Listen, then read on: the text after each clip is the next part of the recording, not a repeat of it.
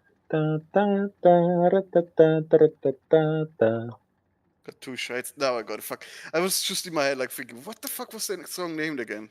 Right, It's got 2 Katusha, yeah. Yeah. Just had to think hard enough, and I figured it out. Yes, Yes. my brain still works. Yippee!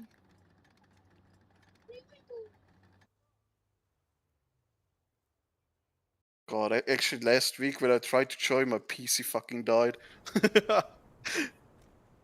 That's why I suddenly left. My fucking CPU cooler kicked the bucket. Fucking hilarious.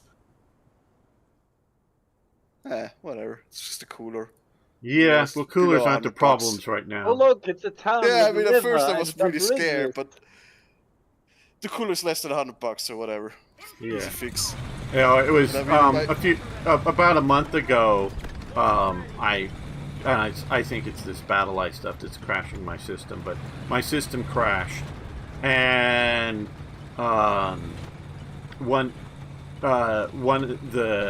my main storage, fast storage drive, a SSD, SATA SSD drive, crashed, and I couldn't, and rebooting couldn't. It was sort of kind of maybe think that it's there, but it wouldn't really recognize it.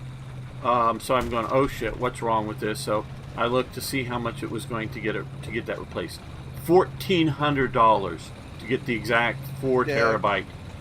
And, oh my fucking any kind of god! storage price are insanity. Yeah. The best part is a lot of people say it's not even because of AI. It's actually like just a bunch of producers colluding together and just upping the price for no reason. I think it's both. I think it's both. It is both. That's the funny part. That's what most people come to, because the data centers for AIs buy the stuff at slightly higher than normal price, but still reasonable. While every consumer, like private consumer, has to pay like ridiculous amounts for anything. It's artificially like inflated. How did I just? Did I not kill that guy? What the fuck?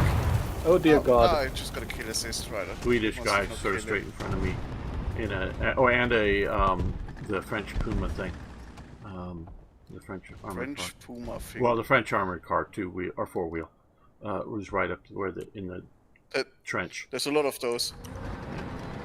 Also, we're not playing against French. I'm sure it's Well, French. it's probably German, but it's the French Puma that's been upgunned, or the French armored car. And hello for where's the time you played Hoi 3? Well, there's a bunch of videos on my channel of Hoi 3. It's been quite a while though. What the fuck? That sentence makes so little sense. Yeah, I don't know. Very And the other one, gamer. Give it back. Sumo, I don't know how to pronounce the whole thing. Hey man, is there a place for one person more on your team? Anyways, I'm a total no. Ow! I hit his barrel! You just unlocked. Well, right now we're not playing Germany. Next Sunday, we'll be back to playing Germany, I'm sure. We're just sort of playing America / not Germany today. Primarily I mean, when was the last time? Oh, it was when. If it's when, it's been more than 3 years. It's maybe almost 4 years since I've last played Hoi 3. Damn. That could be. When is the? Yeah, that would be reasonable. Okay, Well, I just recently got the enemy is. Hoi 3, so Yes. You what?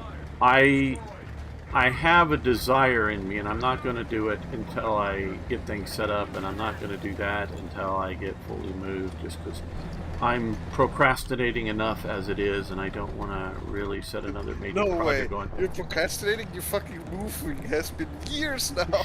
Yes, I know, that's what I mean. And Wow. yeah, I know. No, I recognize at least some of my faults, and I'm not. You say hello. Hello. Hey, Hello. Jan. And so I recognize some of my faults. it's the Flying Dutchman. Arno's the non-flying Dutchman, yes. Yes, he's the walking Dutchman. He's the falling one. Yeah, we'll rotate some people through next Sunday, and because we normally do play Germany, but just America, 4th of July. I know it's the 5th now, but 4th of July weekend. I was going to say, you're really late for that one. Yes. Yeah, a little bit too late. Yeah. Yes, but so I just wanted to play America today. Plus, also, I just earned the second thing for ground color, camo thing. Not really camo; it's big American flags for one of the Abrams. I'm going to later You're play. not really playing the Abrams though. I'm going to play naval enough to earn the "Don't Tread on Me," jack flag, whatever you want to call it, the naval jack. That in Snake. Yeah, the snake on a red and white striped field with "Don't Tread on Me." So I'm going to do that, but not It's for really an stream. American flag though. What? It's not really an American flag. Oh yeah, It's no, it more is actually. libertarian. No, it is a historical. American. It's a revolutionary flag. Yeah, it is It one is? of our Yes. official. Yes. Yeah. Yes. Yes. In fact, it was like after 9/11. I think it was Bush actually changed the normal American naval jack, so like the flag that's flown from like the front of the ship, to one with the snake, which was Right. only recently changed back Right. to the So, normal one that is just the star field. and all of the libertarian type flags, the other, What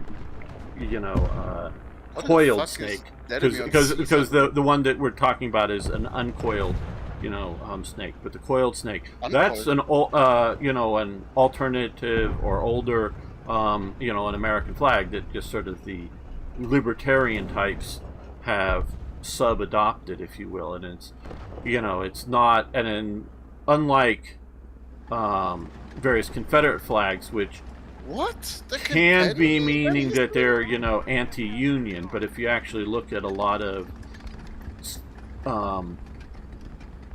World War II, post-World War II, they were just more of people looking at them as regional flags, if you will. And then during the Civil Rights period, it was an anti-civil rights flag.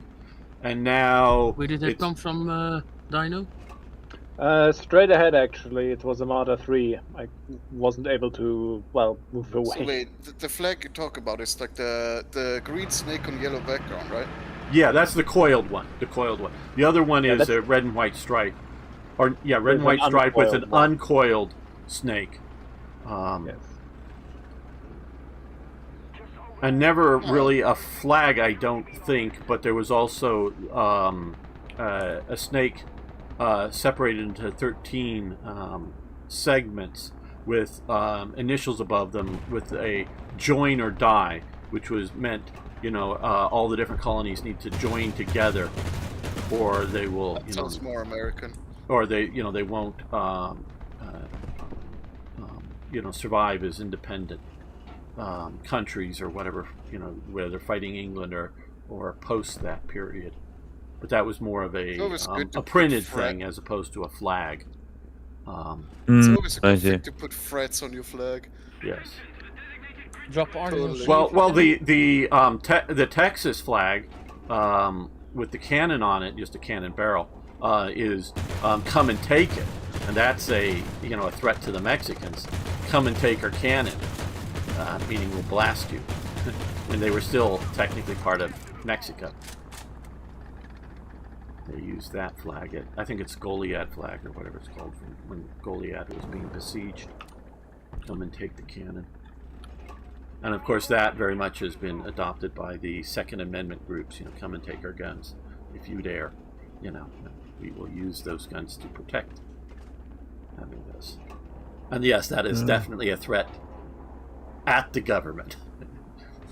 Flag. Yeah, that's what I'm saying. Threats are always great in flags. Yes. I don't understand why we're not doing that more often. Well, like we're Americans. the We do that. Yeah, here in Germany there's also like a flag. We had in the history like a flag with like a thread on it, which was like one of the most famous flags used by the Freikorps after like World War I during like the chaos period and so on. Right. It was like a black flag with a white skull and crossbones with the words "und doch" written underneath them, meaning "and so." Und doch. I don't know why, but it sounds weird in German. It doesn't sound quite correct. So yes, it's at the core of the American spirit to threaten our government, because that's technically what we were doing in our War of Independence was threatening our government. The Texans were the Texans were threatening their government of Mexico, and so we have that at our core element. Gonna be American lobby, or I mean lineup. Yeah, we're doing well. We'll kick the other, because you haven't been playing much. We'll kick the other Dutchman out and bring you in. I see. We're just changing one devil for another. Mm-hmm. No I'm hard sorry, feelings? Arno. And me, come on.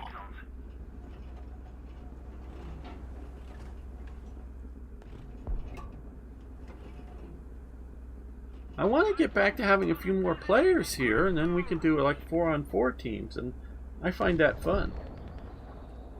Mm-hmm. Fun in War Thunder? Impossible. Well, Yeah. I want to do that some more, because I really like the idea of setting a German versus America, or Soviets versus Germany, or whatever. I really would like to do more of those battles, and because if it gets like less than 4-on-4, it just really sort of becomes a game of hide and seek, and that's one team secures the single point, and the other team just keeps getting blasted as they try to take it back. And so either that's way, basically War Thunder in a nutshell, isn't it? Yeah, but it gets overwhelming. It's not like here that we can, if you're holding 2 points, well, you can go to the other point or whatever. Most of the time it kind of does do the whole, oh yeah, we're in your spawn now. Yeah, good luck. Well, that's the game is already won, and we're just a lot of War Thunder lobbies end up in that situation pretty quickly. Yeah, but that just means the game is won. At which VR are we playing at then? 4-0. 4-0 then, I see. Sort of Sherman lineup to some degree.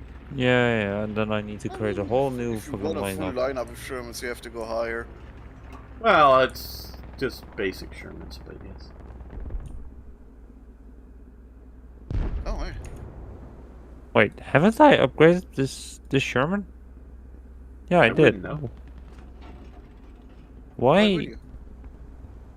Since there's not much going on this map right now, I'm going to get a Coke and I'll be back. Damn, he's grabbing Coke. He's going to snort again. Coke man. Not Coke, God's man. sake. Fucking lawnmower coming around the corner scared me. What the fuck? Fuck ass cis 30. Thought he were an enemy.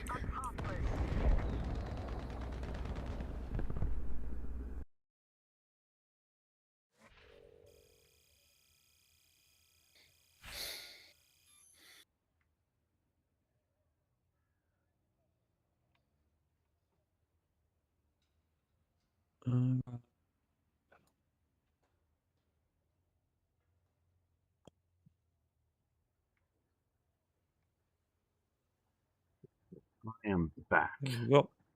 to hangar. We're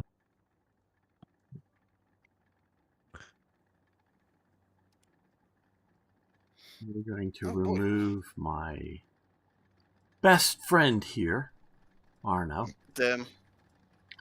Yeah, he Shouldn't gets you best. remove He gets Rom, best. then? He gets best friend. See, best friends are people that you take advantage of. So.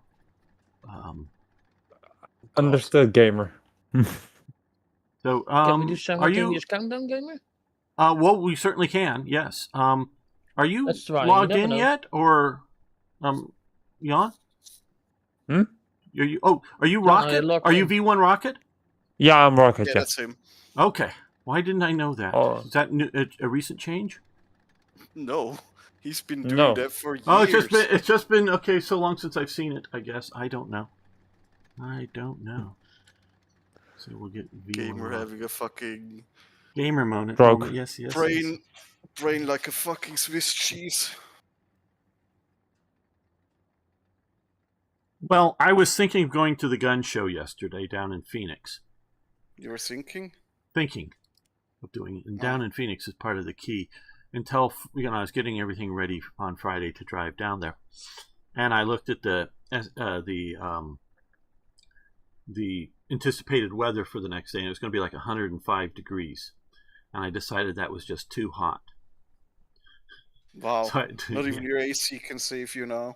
Well, I would be driving the van, and the AC on the van works for sure. But it's going to be sitting while I'm at the gun show in the sun, and it's going to heat up. And so when I'm going to get in that van, even though it's a white van, reflecting as much energy You as didn't possible. do the countdown. Oh, sorry, Arno. Sorry. You're right. I didn't do it. Gamer having another gamer moment. Sorry, Arno. That's what you get when you're 200 years old. Yes. So, and so getting in that van, it would probably be 115, 100 or more. And that the air conditioner probably wouldn't catch up to dealing with that sort of heat. And then it'd just be miserable driving back for the 2 hours. But I just decided, and it would be hot because although they do have air conditioning on the buildings, it's not that effective air conditioning. So it would just be hot being there. So yeah, we do have air conditioning both in our cars and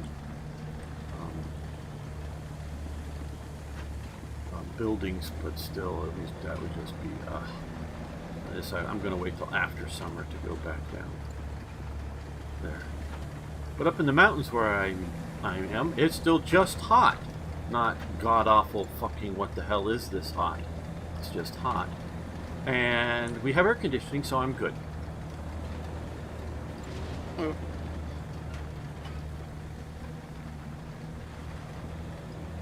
Dude, why are you parked right Where you want to park? No, it's where I want to climb the hill. The best. It's hard to climb this hill, but if I get enough momentum and right there, I can make There's it. a guy between you guys, so somebody just shut up. Ah, hell. Hold on, what? Dino? Yeah, I got That's it. not very American of you. Wait, what was he? Oh, right, he's Soviet. I was about to say, And what the there's fuck? Where did you get the a Game 1 American. from? He's our communist allies. Yes, I'm Uncle Joe. Hey, Eric. Hey, Craig, man. Eric. I am here. I am this man here. Die krak. He is your friend, and he fights for freedom. No, he doesn't. Yes, I do. That's what your propaganda poster said. Oh. Okay. He's talking about himself, not you, Eric. Yeah. Well, yes, of course, Eric is I our see. friend, and Eric does fight for freedom. Yeah, I'm gonna sometime. Well, I finally Yeah. upgraded my PC after 10 years. Oh, good. Oh? In this economy, are you mad? Yeah.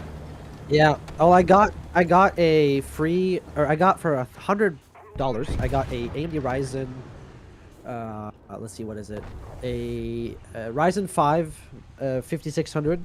It's older, but it's better than my i7 8700K from like 2015. I got 32 gigs of DDR4 RAM and new motherboard for only $100. Great. Damn, where did he steal That that? sounds What pretty truck good, did yeah. he fall off of? No, just my coworker upgraded, so I got it. Oh, it's used. Yeah, I don't mind used. Ah, It's cheap. in this market, yeah, no, I would go with used if I had to Yeah. buy stuff. I'm dreading to have to someday buy There's a new a tank system. near me, gamer. Yeah. If you can see me from my You are not position. the only person I who can is look dreading over that certain way. things. I think, yeah, I got his gunner and his commander, Oh, shit, so I'm getting he shot should be from- dead now. Oh, there, okay. Nice, I got the kill assist from that. Thanks to me having spotted him after somebody called it out because I'm blind. Don't worry, I'm blind too. Actually, no, I shot at him Oh, earlier. someone is mad. I just couldn't scout at that point. I'm dead. Well, that's a bomber. I can't really do anything about that.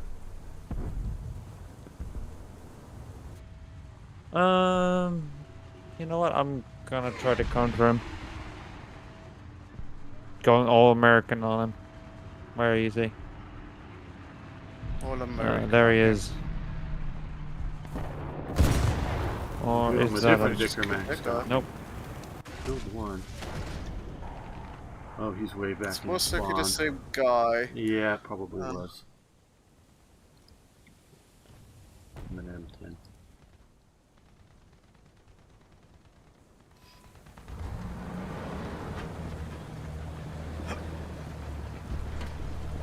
Yes, I have my AC on right now. I'm using the witchcraft. Ah, yes. Oh, you're killing the planet. Yes. Yes. How dare you? We need that energy for the clean AI processing Data facility. centers, ah, yes. Yes. Don't dare Oh. drink water, that's also for the data center. You don't need water. Yes. God, it's just fucking nuts. Yep, the world's crazy right now. Only gonna get a lot worse. Well, yeah. It's a mad world, my masters. The Russian war against Ukraine is the cause of the major change in the world, in my opinion. I mean, the AI No, stuff the is more rot like was crazy. already there. Well, It- no, it just well, amplified it. well, no. Here's Saying the big change is, from Nice. the past, there was a huge fear that what any major conflict was fuck, going to think about it still out cause there. a global thermonuclear war, and we can't have that. So there cannot be a direct conflict with a major nuclear power. But that fear, I think, is gone. I think most I nations, think that fear is still there, but... well, no, I'm talking from the governmental levels, because all of the aid that the U.S. gave to the Afghanis during the Afghan war against the Soviets was, to some degree or another, kept covert. Even once we sort of started giving some more stuff, it was all officially deniable and all this stuff. We're just building repair factories sitting just on the Romanian side of the border with Ukraine, and so they repairing Leopard tanks there and sending them back across. So we're just so openly, blatantly, participating in the war. Not no, there isn't American bombers striking Moscow, but it was just always perceived that any sort of conflict like that was going to escalate into nuclear war, and I see that as gone. So there isn't China. There's an Oswald over there. May fear coming up against the American Navy and whatnot, but China doesn't fear that conflict will will Did you spiral find, into a nuclear war between us and China, even if we're massively there it is. shooting each other's navies or something. Oh fuck! I can't. Elizabeth says it's hard to see the Ukraine war Gabriel, different than There's a guy shooting at you. any other proxy war. Maybe a little more important totally. due to so many U.S. politicians having financial ties to Ukraine. No, I detect a major change in how governments, I'm talking about governments, perceive the likelihood of going to war. with the nuclear because we are in a open conflict. The U.S. I know Trump has sort of pulled back some of the support, but an open conflict with Russia. Not that again that we are. Also, there's a KV2 just driving. I There's think also a Dicker possibly Max towards out A. there, but I seem to be stuck in a little hole and my car is not fucking You want strong me to enough to come get in? out of it. Okay. Oh, you want me So to I'm just go? driving along the road and there's a fucking Ostwind there. What the hell? No, that's a KV2! That's a KV2! That's what. Yes, I Jan was told talk- you. Yeah, Jan was talking about. I was talking about the KV2, you know, that was there. Yeah, but I thought you were a different place because you're not there. No, just I a was Dicker directly Max on that A I wanted point, to you hunt. know. He was there and I he wanted to died, hunt- and he was going KV2, Yeah. KV2. Yeah, but a KV2 doesn't kill you.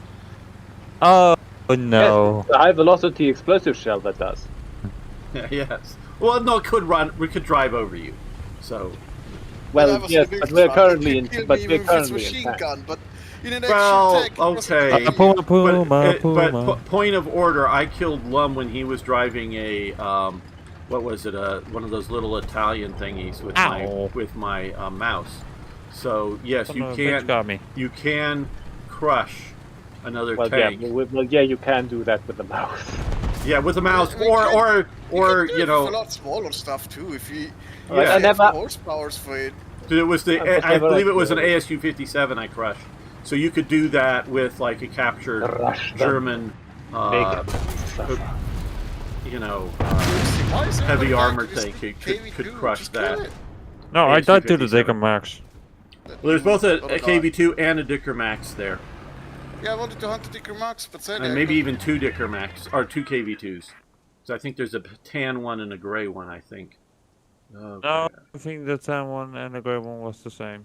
Or the same people. Okay. Well, I don't He know. I just think changed that's his over. color to not be noticed by you anymore. So, Yes. yeah. So.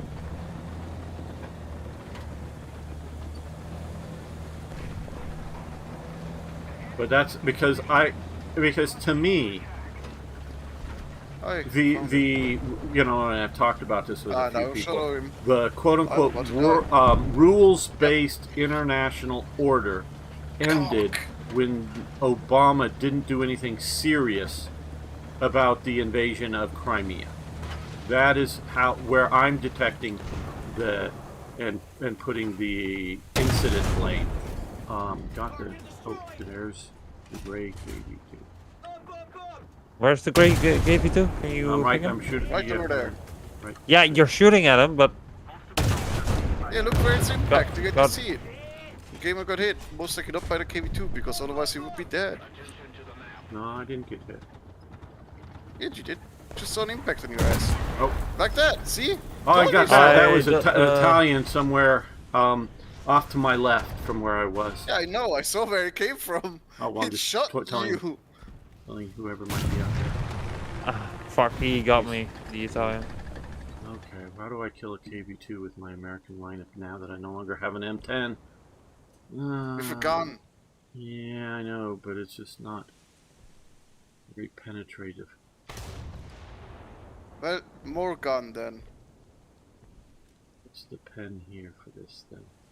118. Okay, I guess that's the best. Maybe That's the enough. F4U I can mean, do the side something. of a KV2 turret is basically No, made no, out no, of fucking that's sheet not. steel, so you can't get through that with like 50 meters of pen. What the fuck? Where? Where was he? What the fuck? Maybe so it's just Tiny that area. that ended the rules-based order, the invasion of Crimea, and then this massive escalation. Because I see it as definitely, you know, we haven't had this level of conflict since the, I would say since the Korean War, Yeah. and even then, Oh, shit.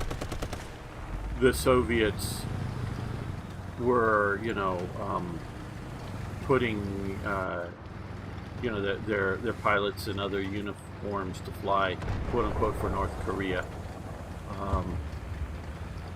And I just see the calculation. That, Yep, I killed the KV2 because yep. he knew Artillery. that he was gonna be dead. Yep. Oh, fuck off, planes! Oh, I fucking hate aircraft. Fuck off. Just driving, for fuck's sake. Didn't they fucking change aircraft are now spawned? What do you mean? By like how much spawn points you need? I don't think Oh, so. you mean how many respawn points you need? I don't think they changed it. If they changed it, they didn't change it enough. It should be fucking No, way they more didn't change it expensive. enough. I don't like combined battles. I would rather just have ground. Hello, Rupert Fraser. I'm doing well. I hope you are. I think I'm going to do one more match, Okay. Okay. and I think after that I Can't see Europe intervening. They are will call it a day. impotent, military and politically. Their threats are all backed on American involvement. Yes, you're absolutely right, Elizabeth. I would agree that Europe would love to directly intervene. And in Europe, I have not seen a conflict Fuck you! I shut out your fucking pilot. since Spain. That oh shit, that was right above me. Come on, get the machine gun over. Since Spain. Since Spain, yeah, direct, the Soviets putting so much effort into Spain, and Italy openly sending 3 divisions into Spain, and the Condor Legion and whatnot. That's what I'm talking about. I haven't seen in Europe a hot war that had neighbors, if you will, or near neighbors or whatever. Yeah. Most of Europe's armies are not built for offensive anymore. They're more defensive. No, they don't. if I at wouldn't all. even say they're defensive. They are If at all, I performative. said. Yeah, performative, social experimentation. Gamer Organism. countdown? Yes, we will do countdown, Hold on. and then we get you back in because only one more for Dino, so we'll have a slot back for Arna.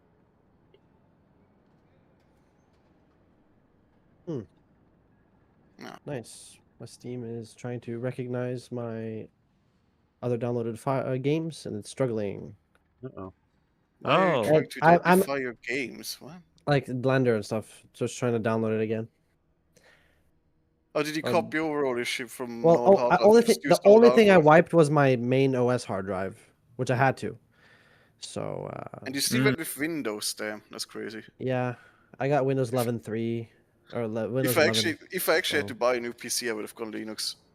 Even Yeah, if it means but I can't play War Thunder anymore, I don't I give a just shit. all you can just do is mass grave Windows 11 now, and you don't have to pay for Pro. So that's what I did. Yeah, but I'm still, I'm still Windows is just resisting ass. 11. It runs like ass. It I is had just to, gamer. fucking ass. I No, literally had to. Oh, I So- know, I understand, and I'm because my system's crashing, and it may be because I'm still on Windows 10 with the Battle Eye for War Thunder, so Yeah. I may have to upgrade. No, I understand. I'm not like Lum saying you shouldn't go with Windows, but I agree that it's ass. Windows is ass. It is so Yeah. fucking ass nowadays. Yeah. The best part We is did you- not do the countdown. Oh God, Yeah, you no. guys are distracting me. Yeah, now he Oh. blames us. Look at him. We're Look gonna at go me. A then. Blame us. I'm going towards A. Yes. Yes.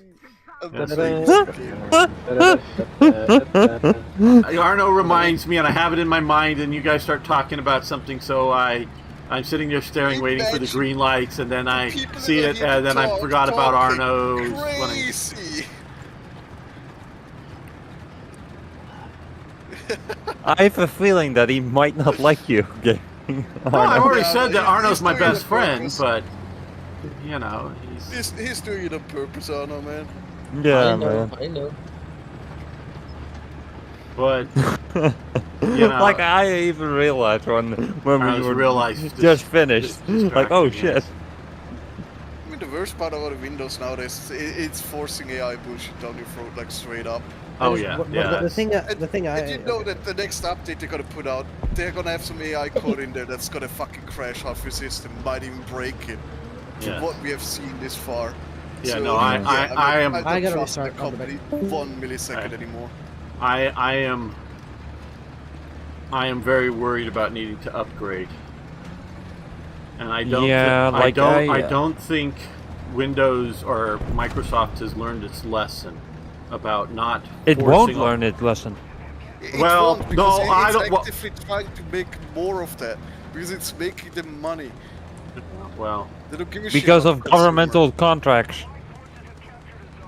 no, well, it just I don't mind that they, whatever AI stuff that they have that exists. I just want it to be an optional, install. Like, do you want to install our AI assistant program named whatever, or app? I name, don't But whatever. that will be another fucking Clippy situation. Yeah, well, That's yeah, not that's even the big fine. problem. And- Igor, that's not even the big problem that I have with their AI bullshit. It's that they're actually using AI to code their fucking AI. Oh well, that too. Yeah, that's APIs. I know. It Yeah. constantly makes such bad mistakes that it has already fried systems. Not just crashed, Why fried not? systems. Yeah, this is why I say I have not upgraded. I'm running on whatever Like the even last. War Thunder uses AI for coding. Well, Yeah, okay, that's but fine. that's not a foundational test system. it. That's a game that I could still run my system on if it's fucked until they unfuck it. But the operating If it's, system destroying your hardware. that auto updates that I don't I have to at best I have to fight the updates and maybe worst not part even is be you have to able to do it use- because they may do it anyways. Even if I tell it not to update, it still may update. So that's why it I totally just does that Oh constantly. yeah, Yeah. It does I mean, that like I because say- Discord for me fucking updated it behind so- the background basically. so at best I can fight it. At worst also I the it worst just part, it's if it just crashes, you might need your PC. It's nowadays a fucking basically mandatory part of your life. Yeah. And it's just suddenly crashing is fucking horrible. If your game crashes, oh well, I guess I'm not playing today. Whatever. yeah, and I'm It's not a big reinstalling problem. or But your waiting for the system fucking update or crashes. whatever. Horrible. Yeah. It is a totally different ballpark. This shit should not crash. And If they it they does, should it's just a also big be fix. well enough aware of the limitations of the AI to know we don't use it, for vibe coding. We only actual code with humans because we are so foundational. But if Do you use need AI, a repair, it has gamer? to be run to, Not like, really. at I just least my two machine gun people. got damaged. It's Okay. 4 seconds, 3 seconds left. Happy quickly. You won't get And the Elizabeth points otherwise. is saying Windows 11 you can disable the AI. I've got used to the OS, but I still miss Windows 7. Well, Windows 7 is still, at least from the human interaction point, still sort of the best. No, XP was better. Well, maybe, but they're both really good. 7 used too much power for random bullshit that it didn't need. XP still used a It's lot of an the old- open top vehicle, by the way. And it's dead. Windows XP still used a lot of the old systems and old programs that were programmed back when when having a processor that had a gigahertz was still like insanity. So a lot of the stuff was just robust as fucking hell. Yeah. Like opening even just the task manager, which is basic thing on a Windows system, can throw so much power on your PC that it might just fucking crash half your system. It's insanity. Because it likes to show graphs. It's not even the graphs that are the problem. The problem is how it detects all the information. Because like I said, the old fucking task manager was built like a fucking brick shithouse. Yeah. You couldn't fucking break it and it ran on basically no hardware. You could literally run the thing on your calculator. But And they it's got more replaced it because complex, it more didn't shitty. Yeah. it didn't show all the information perfectly. Yeah, it estimated a lot of the information, but it allowed it to be fucking fast Yeah. and fucking stable. Oh yeah, no, you're not gonna get me to. It is like the enemy of the good is the perfect. Right. You don't need it to be perfect. You just need it to be good enough. Did you play with the Hummel, by the way? Anyone did. play with the Hummel? I did. Is it a good vehicle? Yeah, it's good enough. It has a slow reload. It It's just sort of another they've 150. cobbled together an 88 millimeter round for it for some reason. Oh, there's an M24 in front of me. Hello there, my friend. I just crashed into him. What the fuck? Scared me. That in it to have a high velocity round as that. well as it is. The worst thing about it, I would say, is its reload rate. It's not as slow as the KV2 or whatever at 30 seconds, but it's like 15 seconds. And I know it's still a 150. So the rounds are still massive, even if they are like. Yeah, but there are two gunners. I mean, two loaders. So it shouldn't be. Does the big ass. Almost? The Nashorn, are you talking about, or what? No, the Nashorn is an 88, isn't it? Yeah, the Nashorn. No, yeah, it's an 88. It's an 88. It's the big 88, but it's a single. Yeah, but It's a single shell, so you just one guy loads it. But with the Hummel, you have a two-part, the projectile and the charge. So it's two things that need to be loaded, but you have two loaders, so they can both put those in fast. Now you could easily, I don't know the engine works, but I presume you can easily program it so you maybe even double the load time if you don't have two gunners alive. If you just have one gunner alive, and then you go even much slower if you don't have any gunners alive. But so you starting out and having two gunners alive, it should have a decent reload rate. I would say about the same as the Nashorn. Oh, fuck off! How did that not? Because that 150 millimeter Got fucking howitzer lucky. shell is probably about the same as the 88, single piece. The projectile and the cartridge I don't know. propellant together. It's I know probably that about the same rounds weight. tend to weigh like 20 kilos or something like that in the 150, so you're not Yeah. like. Yeah, Just but throwing it again, with one arm. you only have the projectile as one part, and then the other part is the charge. But it was Yeah, the I'm 80, saying with the the long projectile is 88, 22 you're putting them kilos. both together. So I'm just you know. saying that is still a lot of weight. Depending, I don't know how the Hummel actually looks too much inside. Well, it looks exactly like the around. Nashorn, because it is an Nashorn. Just an Nashorn Yeah, with but I that don't know how the munitions are arranged. on the back, and on the how sides of the crew's, back of like, it. Actually, So it just they capable just of pick loading and it in. turn. You can see it from the I preview. believe you. I just haven't looked at it. Yeah, Uh-huh. it's simplicity, and so the reload rate, in my opinion, is just purely a nerf that they're trying to nerf it, and not a realistic. It's most like it's just so that it's in line with all the other 150s, just so it's not like yes, this 150 reloads in 2 milliseconds. What? What do you mean? Um, Yes, I know we're doing it. Just Also, funny. did you play around with the British Oh, we won. rounds? That I think the what cannon? Like the Cromwell what get cannon? Cromwell. the Cromwell cannons and such No, have a The new Cromwell round. comes with a lot of different guns. Yeah, see, but the normal Cromwell, I think. Which is the normal one? The Did you get 5, anything here? I think. When I'm looking at the 5, it's I know, M61 round is still the normal It has one. finally now An invite. APHE Nope, that's still just or the APB HE. BC. Yeah, but that's not HE. That has no filler. It's just still a. It has still a filler. solid shell. Nope. It has 36. APCBC Yeah, it should has not have filler. any filler. It has. What? I'm looking at it right now. Cromwell 5 has the M61 shot. All right, that was quite. It nice. does not Yeah. have the M27 shot thing It's anymore. named wrong then. Weird. I wish you Okay. lots of Yeah, thank you, fun. Dino. Yeah, good see evening. you, Dino.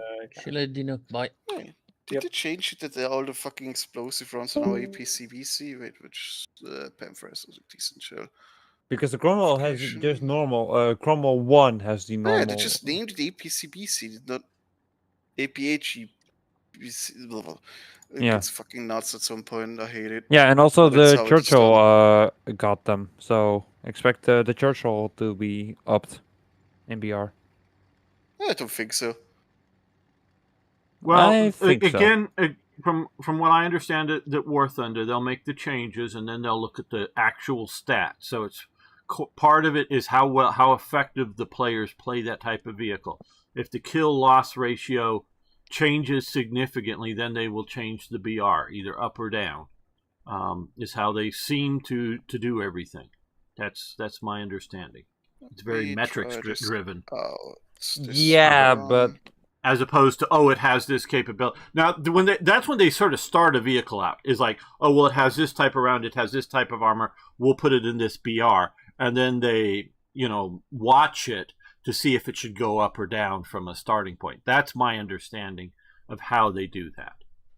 So I don't know, maybe they'll just presume with an ammunition change they should change it, could be, but they'll definitely be like watching to see its effectiveness. It's about the same as the M61 on the Sherman, I guess. Yeah.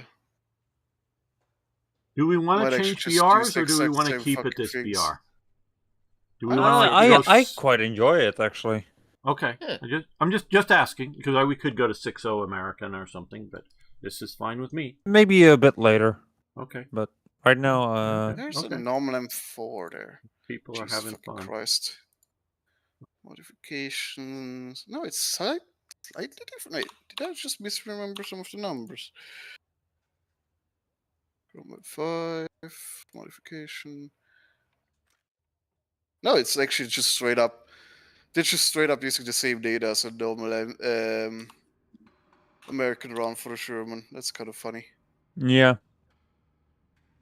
I don't think these guns would be compatible with the same ammo, but then again, I don't know for 100% sure. Is it the same gun? I mean, it's a 75mm, but... Which two guns are you talking about? The basic M4 gun, the M3 gun, the fucking British 75mm, which... OQF, whatever, Mark 5. I don't. The pounder guns. I don't know what they're. Yeah, I see what you're talking about. I don't know what gun that is. It looks like it has a different muzzle brake, so I don't know. Yeah, it's just kind of funny that they use the exact same data sheet, which to me sounds more like they just copy and paste using it. Yeah, no, more like copy pasting it as if it was the same gun, just to make all the 75s basically the same thing. Or it might actually just be compatible. I might just don't know. I know tanks, but I don't know tanks that well to know their data sheets. I'm not that one sort of girl. The gun carrier, not the gun carrier, but I just know the shit out of War Thunder. I don't actually know it in real life. That's why I'm just like, meh. It's just kind of funny. Where's my French there? The 6-pounder, I think, or the 5-pounder with the carriage, like the anti-tank gun. 5-pounder with the carriage. What? Hold on. Wait, which one is the 5-pounder? That's the 17-pounder. That's the good boy. Love that. Or like the 6-pounder, I think. 6 or 5, I don't know. Yeah, the QF. Crusader one. Oh, no, that's the 57. Never mind. I was thinking of a different. Yeah, that's the early tank destroyer one they use. Yeah, because we have the 6-pounder as which I've been playing with. It was the M4A5, the Canadian take on the Sherman, and it's the same drive system with just different upper hole and turret and gun and extra turret. Yeah, but I misremembered, or the numbers were changed in my head. I thought the 600 was also It's a better penetrator round than the 75, but not as good a general purpose, with HE. Yeah, kind of gun for because it's more high velocity. When you say tank, the first thing comes into my mind is a Sherman. Now, if you say Panzer or something, I'm going to think like a Panzer IV or whatever. But that's very American of you. Yeah, no, but I don't know how everywhere else in the world, but just tank is Sherman. It's just that sort of balanced role For me, it's of the children's drawing of like fucking brick shithouse, basically. Exactly, yes, because This is funnier. it encapsulates the essence of what a tank is so perfectly, in my mind at least, and that's just also from the age that I grew up. That how dare you have the fucking squish turret when I have to have the big one? Does that gun, the FL11, have the... Is that better than the 75 or? Yeah, a lot better. It's a high velocity gun, while the 75 is well the same gun as the Sherman has. Yeah, okay. I mean, it is better in penetrating, but after effects, not, yeah, Fox span is not that good. No. And where if I'm driving a Panzer IV around, I have much more surety of penetrating things than I am with the Sherman tank. But if I was actually, you know, fighting a war and shooting infantry and bunkers and machine gun positions and all that bullshit too. I think there's something around the corner of the gamer. I'm not sure how I know, but I'm pretty sure. There's several of them, including a prototype Panther. So. I think it got me. Yeah, I think it got me. Ooh. So be careful. Prototype Panther, PK, and it's pushing up, and a I got the little guy and other fun things. So I'm coming in. Yeah. The M10 tank destroyer that will be able to penetrate. Never mind. I fired and I missed his spot. I marked the Panzer IV that's also coming. There's a Hummel coming. You're on your own, but I'm coming, Lum. But stay alive, I'll get there. Well, the Panzer IV is rushing. I don't think he saw me. So I'm just hoping he rushes into me. Oh no, I think they saw me. They noticed. Oh no, the Panther is actually moving up now. Oh, give me a side and you're dead.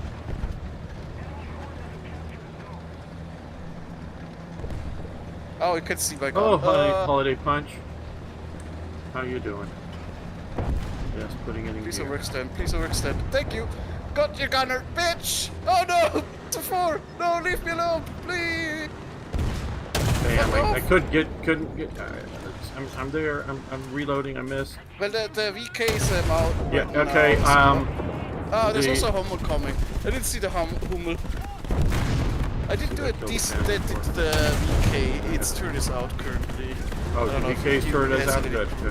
I know. It might have a leak crew, so it might already be back. But I shot it out. Oh, it's somewhat back, but it's dead. It's dead now. Yippee! I get an F-Sport. I'm helping. Leon Smitty's going ahead, and Arno's going ahead, so I'll push up with you guys. So your sacrifice, Lum, was well done. Well, it's far more worth it than yours. Yeah, no, that's what I mean. Yeah, it was well. Like I said, I meant it. Well done. You allowed us to kill you delayed them long enough to kill the rest, and now we're now pushing up.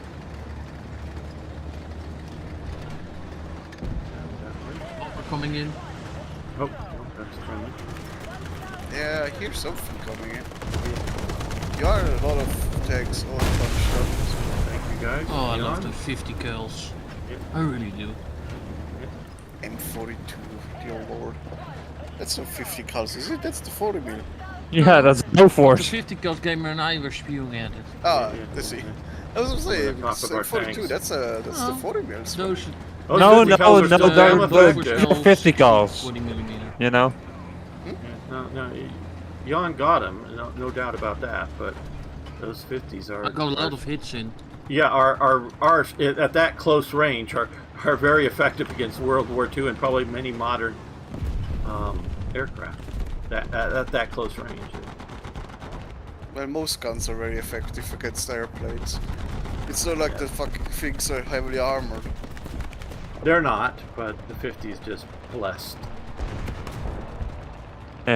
Down you go! I've never shot a 50, but I've been within 10 feet or so of one being shot. They're impressive. Down you go! Damn, you're just fucking killing all the air. Good work. Good work. There's another one coming, or is it friendly? I hear. See, like right now, we've won this match. We've got all three. Friendly. We got all 3 points, and we're that are pushing was into spawn. So yeah, it's spawn killing now, but the match is over. Yeah, I saw someone get a 50 cal blown up in his face. Oh yeah, the one YouTuber. Kentucky. Yeah, Kentucky Ballistics. Yeah, and now that's a rifle. I'm talking. Well, I've also been. I haven't shot a 50 caliber rifle either, but I knew a guy years and years ago who was, like back in the 80s, had a 50 cal Barrett. Just didn't get a chance to shoot it. Good luck, fish shot. I'm hiding behind. There we go. You hit him. So yeah, but I would actually at a machine gun, demonstration shoot. It was the one of them. I mean, just also single 52, but was the quad 50 mount that they were shooting. M60 mount. Yeah, and I was very close to that going on. So I've experienced the shock waves and everything in person, and there is that. I'm I'm doing great. Holiday Punch. I was up late watching 1776, the movie, and also Yankee Doodle Dandy. Let me guess. It's about 1976. No, 1776. Ah, whatever. Fucking didn't listen. I'll be honest. Yeah, it's a musical comedy, but that really goes in and looks at the Continental Congress as it's debating the Declaration of Independence, and it does cover what the again, it's sort of as a musical comedy, but very realistic appraisals of slavery and why we allowed slavery for the time that we did in the United States, and they look at that. Basically, it was either allow slavery or there wasn't going to be a nation, because the South wasn't going to join if it couldn't have its slaves. And Holiday Punch said, had my Steam account compromised for like 10 minutes yesterday. Uh-oh, that can be bad. Yes. Uh-oh, that does not sound good. I've got to try an M2 Browning. You got to definitely feed... Oh, yes. Yes, and... it just, I know Browning comes from a very religious family, but just that the designer of all of the great a huge amount of the great American guns. Browning is a religious family, really? What's his other name? Well, John Moses Browning, and that's why. Wow, that's crazy. That's a crazy name for a religious family. Well, that Browning, is Moses is the giver of American arms. That I've somewhat jokingly said, yeah, God given, and that God's prophet is the. Thank you, Lum. God's prophet of arms. It's the 45. The 45, the 1919, the 1917, the just 40 guns or so, 40 distinct designs, not just minor variations on a thing. Yes, I know Thompson comes up with the Tommy gun, and Garand, who's born a Canadian, but I think by the time he's doing the Garand rifle, is an American. Yeah, I know, sort of foundationally that some of the core guns of American use are, not Browning, and then of course Eugene Stoner later on, but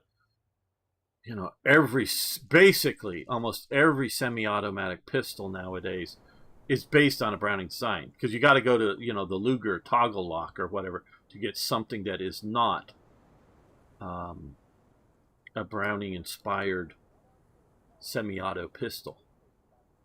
So that's just how direct blowback got done in a lot of places by a lot of different people. Well, no, the first blowback was a Browning. The 1899. But I'm just saying it's not inherently that every design came from him.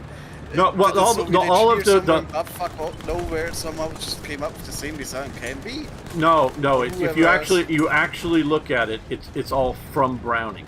You got to do the Swedish. The Bouchard system that then Georgi Luger changes is the toggle lock, and that, and we could talk about some of the Nambu pistol stuff that is not, but that's what Browning called parallel rulers, the sort of slide lock, is pure Browning. Now, yeah, I think it was Carl Walther changed it to instead of having the spring initially above and then below the barrel, I think it was Carl Walther did the spiraling spring around the barrel, but still it's the same sort of blowback principle, recoil kind of system that's based off of Browning. And Browning, not that somebody else wouldn't also have eventually come up with same thing. I'm not saying that only Browning could have thought of it or anything like that. I'm saying he is the one, and everything else, you know, semi-auto pistols basically flow from him.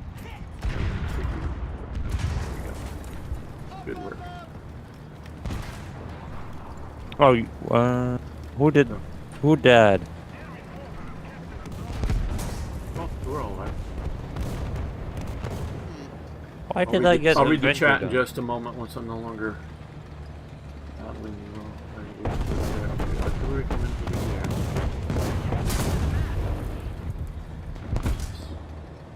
None of you chatting get ignored.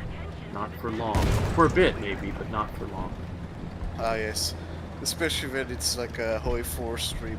Yeah, Hoi 4 I'm like an hour until you reach the... What yeah, I know. Fuck, but I don't... anybody's comment, I...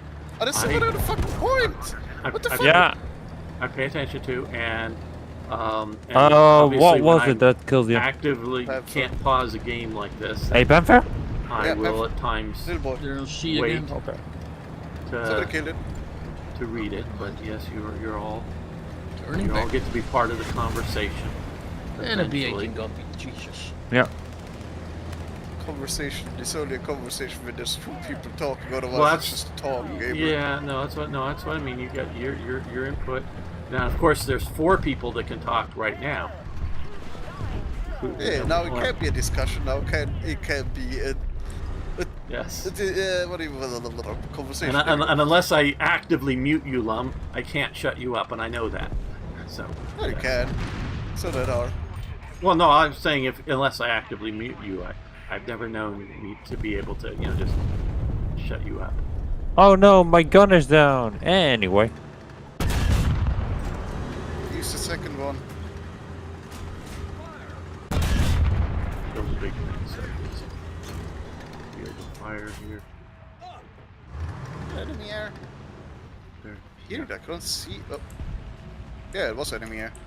But it's smoking like crazy. What the fuck is that? Two shot.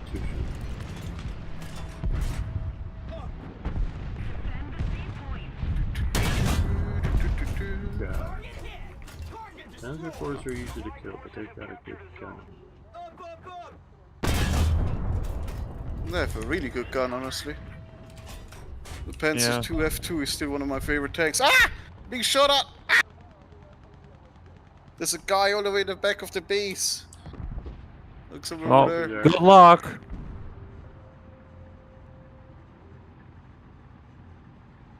Why are you saying good luck? I'm not gonna help you. That's why. Well, I never expected your help. You're about as useless. Oh, there it is. It's a Panzer IV. It's actually a lot closer. It's right next to me. Oh, and again. Okay, now I can read the chat. Okay, basically just changed everything to how a Steam account looks like when you first make one. Blocked all my friends and then pretended to be a Valve employee. Yeah, but I was able to. Good to hear. Yeah. Yeah. No, I have not had mine compromised, but I've definitely had people that then try to like be a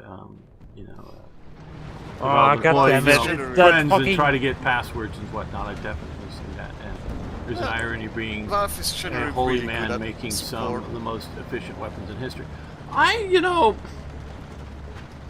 On that, I was another anime which is fairly new that I watched the series, and there's going to be another one. Is what is it, Tanya the Evil or something, is sort of a... Oh, that one is actually solid, yeah. Yeah. But that's more of a comedy than anything. Well, yeah, but it's... And you know, they're talking about it, and it's sort of a pseudo-World War I. That's sort of happening in the 1920s. So there's a mix of World War I and World War II. It's a mix of... Yeah, exactly. Yeah. It's And plus flying machine, you know, personal flying jets or whatever, too. You know, okay, that's just the fantasy part. I get that. But, and they, you know, had one of the enemy guys there that, you know, you see his daughter and, you know, pictures of his daughter, and oh my God, and I was thinking, you know, the tragedy of war, and war is just very tragic after watching that and thinking about World War I. That part is fucking insane, because later on, the same fucking gun that Tanya is using against his daughter, and it's like, oh, okay. Yes, and but then I was seeing the history of everything or whatever, the YouTube channel, and you know, showing all the stuff going in Mali, and I'm going, yeah, no, we need to kill all these people, you know, all these sort of neo barbarians riding around on motorcycles and Toyota, you know, Hiluxes and whatnot. Yeah, no, let's just slaughter all these people. You know, not all Malians, but all these guys wandering around, and even if they have little girl children somewhere, nope, don't care, kill them all, you know, because these guys are just barbarians. I'm not saying if they surrender and peacefully go away, but they're not going to do that. I know that, because that's why kill them all. And so, yeah, I don't have a machine gun operator. So, yeah, when you have a world like that, and you look at, you know, yeah, I don't see it as an irony that a holy man, John Moses Browning, who, yes, he had two mothers at the same time, in that they were Mormons, and that's why he's out in Ogden, Utah. But, you know, when you look at World War I, where I don't see the Germans or the Austrians as inherently evil, and the Americans are inherently good, and I would generally say the brutal occupiers were a bit more, you know, the Austrians and the Germans were a bit more brutal occupiers, but not inherently evil. That war, that they could not realize after the first 6 months that we need to negotiate a peace, a settlement. That's tragedy, complete and total tragedy. But when I look, like I say, at like Mali or Sudan right now or other crap, no, it's the weapons. The guys using the weapons against those people are inherently good, and let's just kill them. And I have been an arms dealer that sold weapons, and not that I know specifically any of the weapons that I ever sold actually killed anybody, but I've known people who've had intruders in their house and things have happened. So yeah, in those kind of cases, I want them to have guns and shoot the intruders, and if I happen to be the one selling them, great.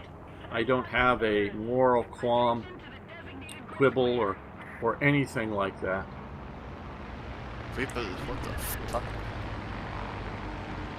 With all of that, so yeah, I don't see an irony of a holy man designing a weapon. But that's maybe just me. But yeah, wait for you. It's not like the church ever stopped from killing people. Well, it's I hear you, but it's who you're killing and why. I'm not saying it's inherently wrong. I'm just saying right. The church has killed tons of people for stupider reason. Right, yeah, and you know, and in the defense of the church, if you believe that there is only one able way to get to heaven, I'm not saying you should believe that, but I'm saying if you believe that, and you know, you're one true religion, and you are incapable of spreading that belief to somebody else, meaning that the other religion says, no, none of your people can come in, you know, your priests or whatever can come into our region, well, then that's a reason for war, if you believe that. Now, it's another thing to go, oh, well, I believe I have the true religion, and I have to violently stop other people from hearing a different message. That would be different. But so, you know, if you believe in, you know, the sort of, whether it's Catholic or Protestant or whatever, and then the Islamic world is keeping you from spreading that message, I understand why you would go to war over that. I do. Not saying that I think God or whatever approves, or that's another philosophical debate. But I do see the logic, the reasonable logic. And Holiday Punch, I haven't read everything he's posted yet, but I do say, I enjoy gamers' monologues. Well, thank you. I'm glad that somebody does. And I even think Lum enjoys them. He just you know, hate listens to them and whatnot. And, I really do not. I just listen to them as background noise to sleep to. Yes. So, and also other Holiday Punch. They're able to completely remove Hoi 4 from my account, so I was able to get back via Steam. Somehow I made it all the way to very good. Second place of the team. Other than time and hassle is what I'm getting from it, which is obviously not good, but not terrible. You were able to restore your account. That's very good. Like I said, Maxim, for one, thought his invention would bring peace. Yeah, I don't remember that. I've read a biography on Maxim. Yeah, now that was probably 25 years ago or more, so I could have missed it.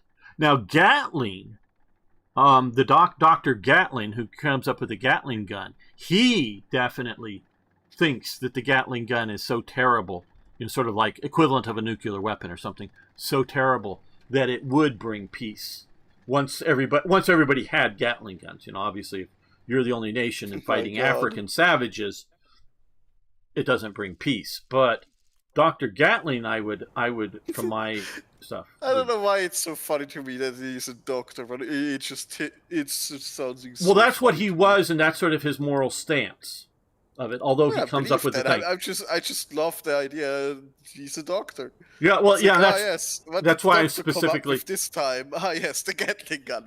What yes. the fuck? And that's a weapon that kills people. You know. Yeah, he's a pharmacist. It's not that specifically it kills people. That's not the funny part. The funny part is it's specifically the Gatling. It's not like, oh, he came up with a gun. No, he came up with the Gatling gun. Like, what the fuck?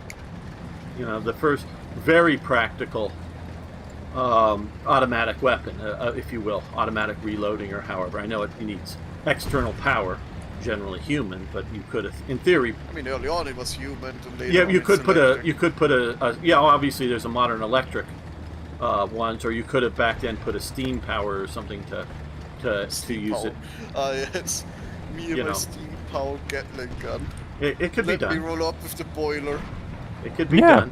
Oh, it readily could be done. But with all of that, Burrio Chap wants and then of course there is the crank puckle, hits multiple times. The puckle gun before it that was similar to a Gatling gun, single barrel but rotating cylinders. But it's not nearly as practical. That's why the British didn't continue making it. And that was like in the 1750s. The puckle gun was you know, flintlock puckle gun. It's gamer. Again, back to my Second Amendment is meant for everything, because trust me, people like Benjamin Franklin and Thomas Jefferson, who were very well read. You're being shut up by a little tiny. Oh, somebody destroyed it. Good. Actually, Arno got it with artillery. Funny enough. Good, Arno. Good. So these people who said the right to keep and bear arms shall not be infringed knew about a period machine gun back then, and the only time that the puckle gun was actively used in combat was in the Americas. I say it that way because it was down in the Caribbean. But these colonial people would have known, you know, the highly educated, highly mechanical, like I say, Franklin and Jefferson, you know, that were dealing with inventions and whatnot of a mechanical nature would have. I can't believe they didn't know of the puckle gun or the like of that happening, and definitely knew of the Ferguson rifle that was pushing the rapidity of fire. So it wasn't like shoot one round a minute. That's all they thought they'd ever have to have. No, they knew these things were coming. There's also a Puma behind that building. And it was in the, you know, I marked them all, so please 18. Please do. Mark it shot. The enemy. 1820s. They come up with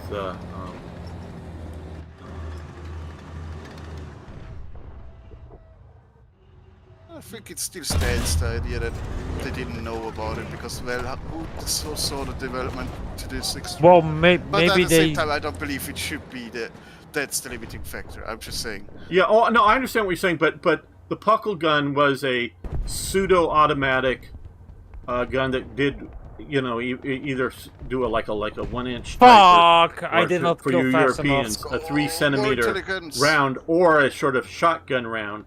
So it's spewing lots of guns. I know what the Puckle gun is. Okay, yeah, but so they have the idea of the development of technology is happening. The idea of how far it goes, I mean, was it known? Was it like something they would have thought about? Most likely not, but at the same time, it shouldn't matter. To be honest, I think it's more how prevalent is gonna. Well, of course it's gonna be prevalent, but gun ownership back then was almost 100% for the colonies. Yeah, I understand that, but it was. I think he's more talking about how prevalent the automatic guns are nowadays. Yeah, how more automatic guns gotten. Good God. Well, pretty much being standard nowadays. Yeah, they are standard any nowadays. kind of military. Yeah, or semi-automatic. One pull. Yeah, how fast can you? But they could theoretically be automatic. God, yeah. God, yes. But still, unless you're actually in a big crowded bunch, a semi-automatic gun may be more deadly than somebody shooting full automatic, just spraying and praying. So, and obviously, especially if they're not trained. Well, yeah, that's what I mean. So yeah, it's just machine guns for drive-by shootings into parties in some ghetto neighborhood absolutely would be more deadly than somebody single-shotting. But if you're just talking, each individual target, you're going to be more deadly with a semi-auto, even a light 223. You're going to hit more targets more efficiently. Do that. So yeah, it's just, but so they knew about. Nice, another fucking support. I'm just getting assists here like crazy. I'm just spotting everything. Be careful. I got the big guy here. Be careful. How dare you even say such things? I don't know the exact quote verbatim, but he was more or less stated that it was such a killing machine that it would end warfare because it did it so well. Well, I got more from Maxim was that these Europeans love killing each other, giving them a weapon to do so. And it's not a verbatim quote, but it was very much like that he was talking, I think, to another American while he was in Paris about that, and he thought the Europeans loved killing each other so much that he was going to make huge amounts of money. And for most of history, that is true. And so, but so is for most regions. Well, yeah, but America did not have. I mean, it had the Civil War, but otherwise, it wasn't running around killing each other so much. Well, the tribes were not peaceful at most times. Well, no, but those weren't to him. Those weren't Americans. Those were other foreigners. Ah, yes, savages at the time. Kind of thing. Yeah, and even and so that because he's still in that early phase when he's designing the gun and coming up with things. That's still before 1900. So there's still. I'm just scouting them as they come out of spawn. That's another two that just drove out. The Indian Wars are still either going on or just ending.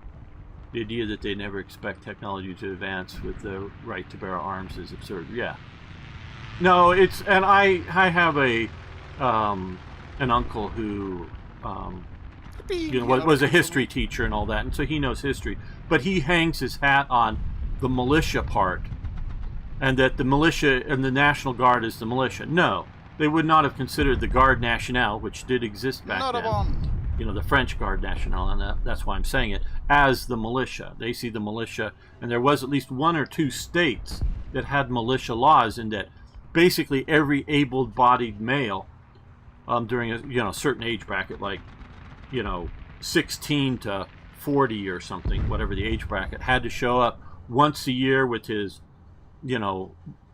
musket, rifle, whatever, and like 30 rounds of ammo and powder, and be able to demonstrate that he could, load and shoot the thing. So it was everybody had to do this as a state law. So if you want to call everybody a militia, and you want to, regulate that every American, if we're going to be gender neutral, every American, man or woman, has to have a rifle. And you must show up with 100 rounds of ammo, and you must be able to hit a target of some general type and size, not like a sniper type target, but just something, from 50 meters away. Yeah, or whatever, or 100 yards, or because we're American. Yeah. But yeah, field. So yeah, football field distance or whatever it is, and that would be a militia law that you could hang your hat on, that would compel, because those laws were either pre-existing, because they did during British colony days, Britain did have requirements at times for some of the colonies for the male population to be able to arm themselves to defend against whether the French. I only get 15. I got so many support kills. Fuck off, game. What the fuck? But or support kills are not really important. And then they had the state laws. The entire enemy team.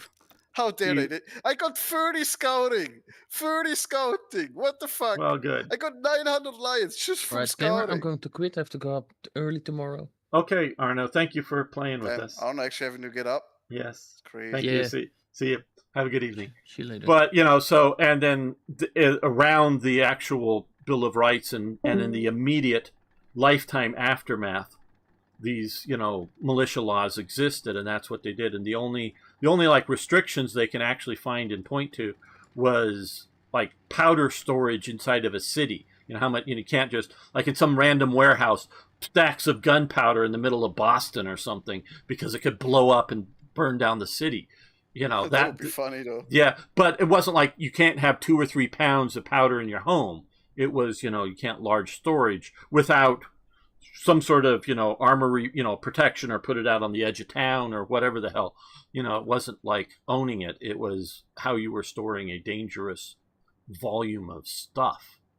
And that's all they're able to find of laws back in and around from any state, any municipality, whether those laws ever were challenged or not, in the court system, and whatever the courts may have said about laws there.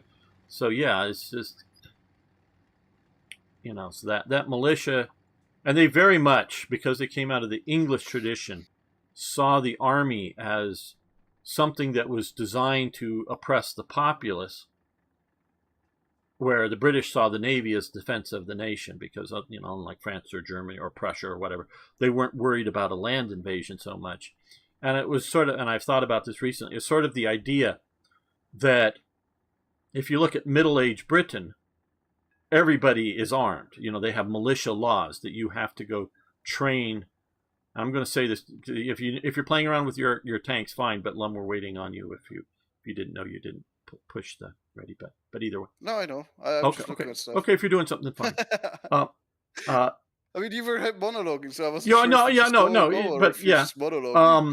But so you go from laws in Britain that you must, like on Sundays, do longbow practice and whatnot. But as they're progressively disarming Britain, they, over time, it's sort of more and more, the Parliament and whatever is afraid, literally, of the army. So they're, Are you gonna go A? Yeah, I'm going C, towards the, the bottom of the map, or whatever.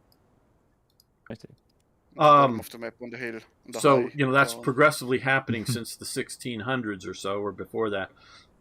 That there's more and more restrictions to the British owning arms, and more worry about in Parliament.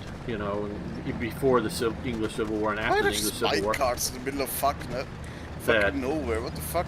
That they are doing it and see the army as something that's more repressive than defensive for the nation. And this is, of course, with obviously the experience of before and during the revolution of dealing with the British Army. Because before the revolution even starts, they're, forcing soldiers in on people's homes because they need to. They don't have pre-built barracks. Oh, you locked there fast. you know, and they're bringing in troops to fight the French for the French and Indian Wars and all that.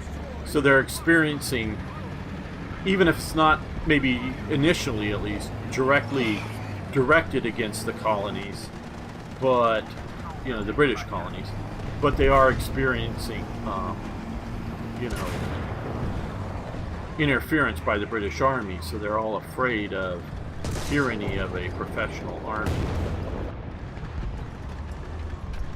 and very much want that. Oh, Good job, ho, ho! Good job. I saw the shot. That was a snipe.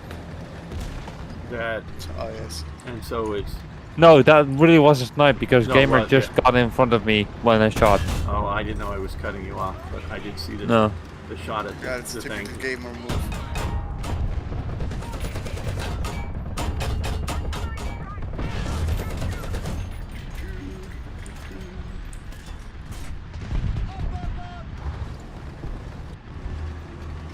I've got a enemy round stuck in my scope.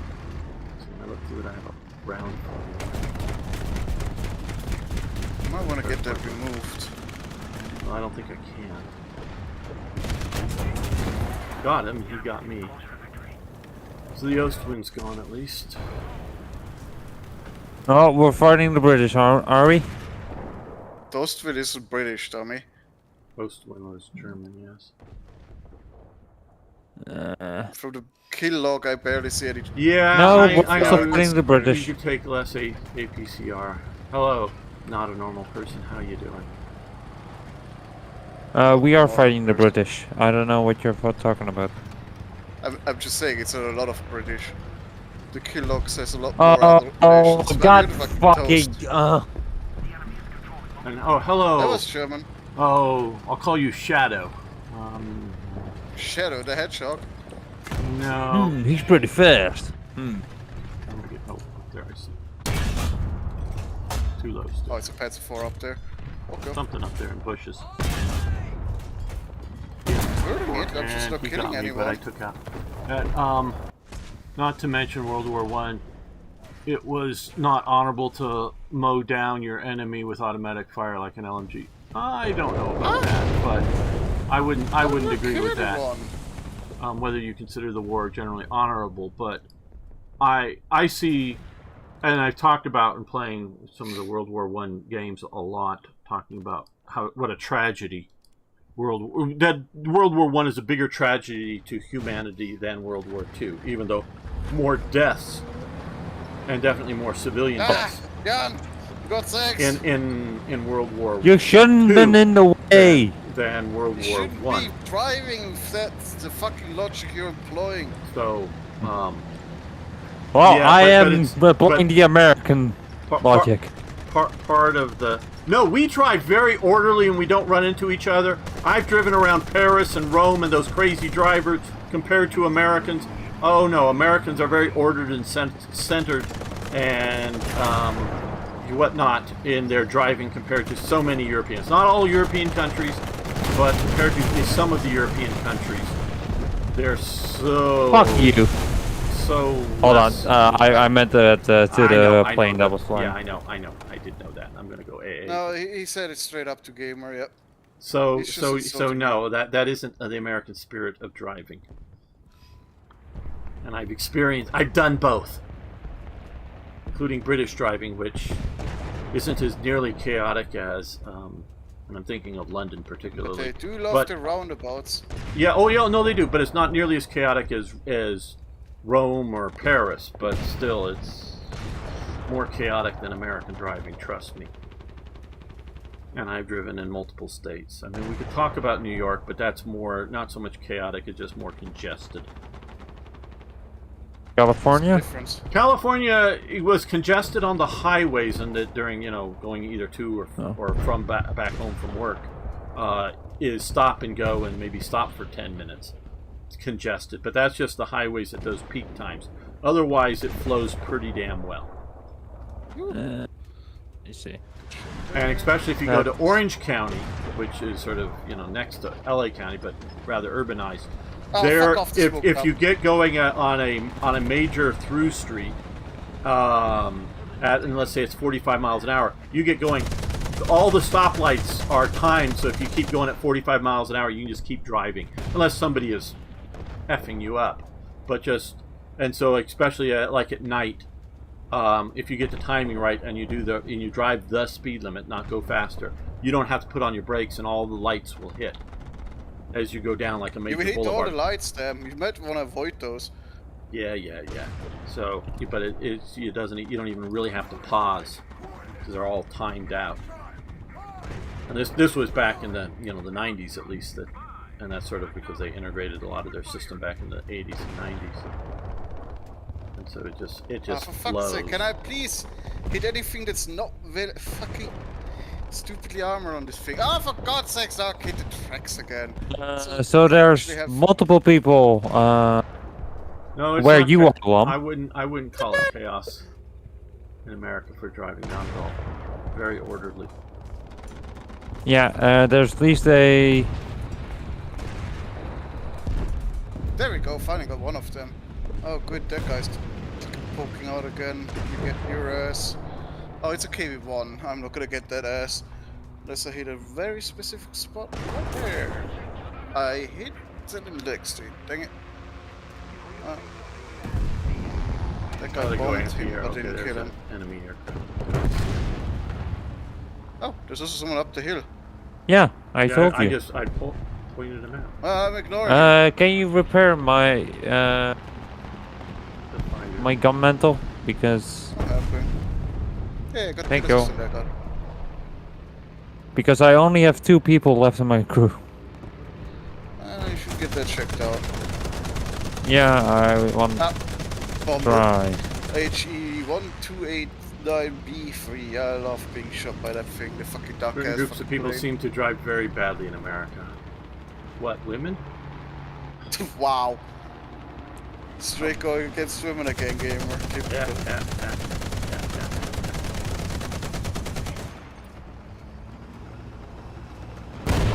We're talking about foreigners.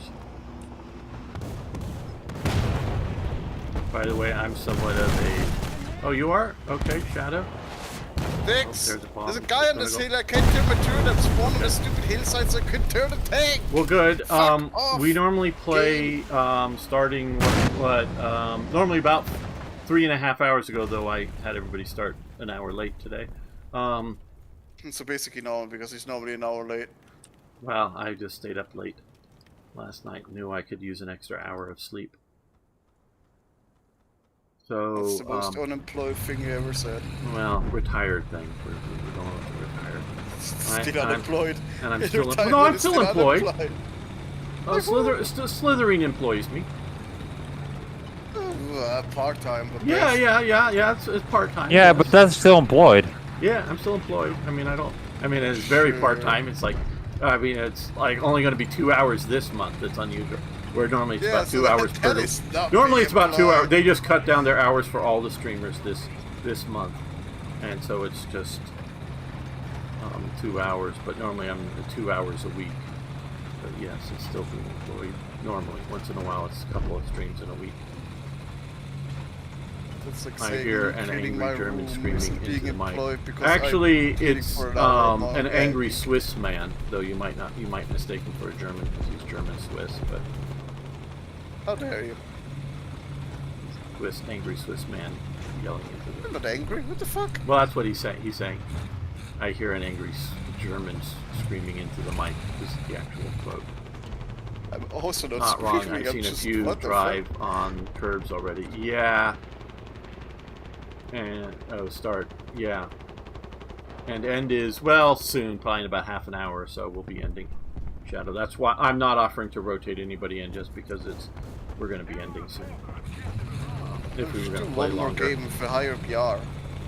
Okay, we're going to move to 6-0 next. There's That's A up there on the rock. Oh, there's a T-44 over there. It saw me. Yeah, just a story to sort of illustrate women driving. Oh god, he's going on about women again. Yes.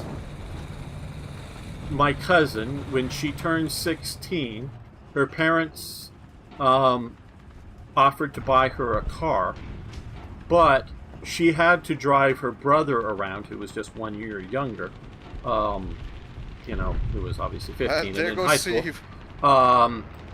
to drive him around, you know, so it was going to be their car, but obviously she was going to be the driver if she would agree to that, within reason, you know, not that if you had any instant demand or something that he would get chauffeured around. It's basically a personal driver. But you know, oh shit, I got a guy right on my ass. There's a T-34 right on my ass. I told you about. Okay. And so she you know, agreed to that, to get a car. And of course the parents were also paying for the insurance coverage and whatnot. Nice. So to do that. Do you need repair? And so, you know, she would drive her brother, you know, they're going to the same high school.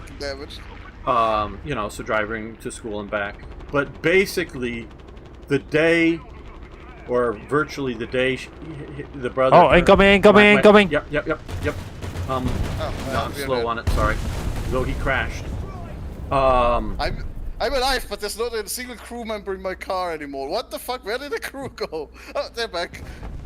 What the fuck? When my, you know... I think you're a repair, by the way. Turns 16, I'm not. he takes over the driving. Alright. Not because he demands to or anything. Drive, she would just rather ride in the car than drive it. Not that she had any problem with driving, and I don't know that she's particularly good or particularly bad. But she just, it wasn't a fun experience to just want to drive. Where men often want to drive. Meaning they don't want to be even in, you know, a self-driving car. They want the driving experience. So, now my mother loved driving, and she was a car enthusiast. Airplane. Enthusiast. I don't see it. See a friendly. It's way off. Okay. It's a little bit towards the east, and it seems to be a attack ground. Yeah. So yeah, my mother was a car enthusiast. Yeah. And did like driving particularly, but and driving sort of quick. But so it's not like a universal thing. But so I really take it as to be an interest thing. Women drive because they need to. Men often drive because they want to. And that is sort of, you know, so it's not like necessarily, well, it may be genetic in that men tend to like different sports and activities than women do, but it's, I don't take it as like women can't. Oh, damn. Thank you, King Cobra. Doesn't have you know, eye-hand coordination. Saying that women or are anything like genetically that. better at driving and crazy. But so I think it's an interest thing as opposed to a capability thing about women drivers. At least that's my interpretation of life. We're probably gonna get AI drivers, so that's not really gonna be a problem anymore. The only way that can work is everything is getting replaced by like automatic driving. Otherwise, you're just gonna have fucking idiots driving around. It's just gonna fuck up the AI that's what's I think coming to it, because I've seen down in Phoenix, in the big city here, several Waymoos driving around. But yeah, because the whole fucking problem with all this AI garbage is it's not profitable. They have to stuff it into everything, just hoping that something actually becomes somewhat profitable. Yeah, and so, but so I've seen the, you know, driverless taxi cabs. And have you been in one, or? No, I've not been in one. I've just seen them driving around. I would. Oh, that's a KV2 that's facing me. Oh, good lordy. I can't do too much about a KV2 with my 40s, but actually the side of the turret is easily bettable. Yeah, side of the turret. I'm moving out because I'm seeing we have very few people left. Oh, but the front of the turret, but the side is normally just whatever. It's okay. It seems to be around here.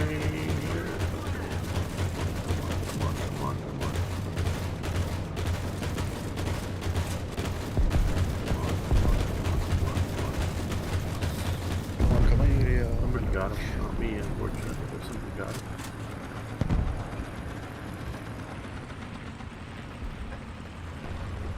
Okay, I I'm going to drop a Ricochet, box ricochet. and reload. I need to move. I need to move. I need better penetrating rounds. I'm going to go be aggressive. Okay. Penetrating rounds. Why would you need? Yeah, I got the gun mallet. He's basically dead. I'm putting artillery on him just in case. He's basically dead. I got the gun mantle, so. Good. Well, just don't get too close to him, because like I say, kill the loader. Kill the loader, and it's basically dead. Yeah, but he's. It's like, yes, my reload time, 2 minutes. I love it.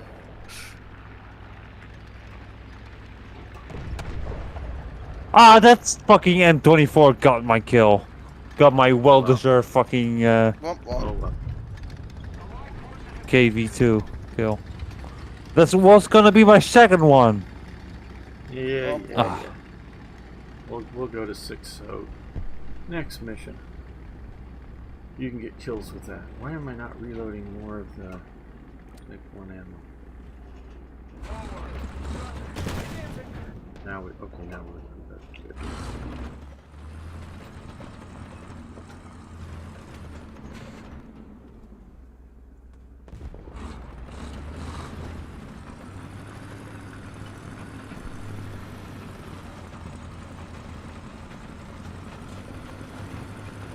Overhead compass. Okay. Did not know that. But yeah. Hey Lum, if I don't say something controversial, I'll never become a popular streamer. You gotta say some crazy bullshit, and then everybody like comes and listens to you. Yeah, but for that you would actually have to advertise yourself. No, I don't know. I'm hoping word of mouth. Just say the controversial thing doesn't really work. You need to say the controversial thing, clip it, and then upload it about 1 billion times on every platform in existence. Yeah, I played a bunch of popular. Enlisted. It's I would say at best an okay game. I don't think it's sort of the squad mechanic, that you're somehow a squad leader of a bunch of very dumb, very stupid, very ineffective AI bots following you around. The point of those bots is that they're free kills to the enemy. It feels like you're killing a lot of people, even though most of the people you're killing is AI. Right. So it's like, oh great, it's a shooter where I'm actually good at. I get a positive KD, but in reality, all you're killing is AI. So yeah, and so I, it's not terrible or something like that. It's not really bad or whatever, but it's just. I like World War II shooters best of, actual first-person shooters. Just because, again, I'm a World War II history nerd.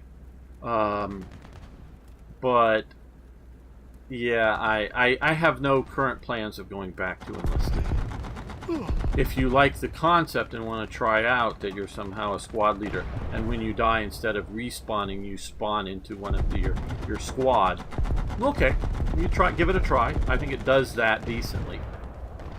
But I think there are, and I'm just not coming up with names in my head right now, other better first person, and some of them are, with tanks and infantry, and some have aircraft in them that are pretty sure you have that in enlisted. But the tanks and the aircraft are really unrealistic. But yeah. But I'm talking, you have better. If you want to do that, you have better options. I think is my point. Yeah, true.